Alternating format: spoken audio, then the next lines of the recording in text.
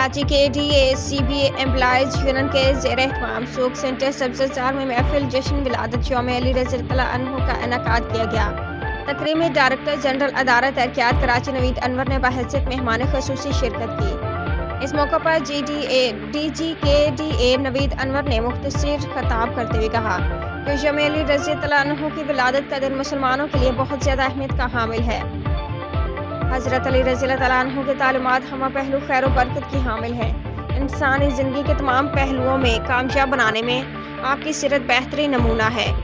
उन्होंने मज़ीद कहा कि अल्लाह और उसके रसूल सल्लल्लाहु अलैहि वसल्लम के ज़िक्र करने और सुनने से लोगों के दर्जात बुलंद होते हैं। इस्लाम का ये हुस्न है और इस्लाम हमें ये सबक देता है कि हमारे नबी के साथ मुसलमान पर लाजिम है कि दीगर अनबिया पर भी ईमान रखना चाहिए और उनकी भी इज्जत करनी चाहिए।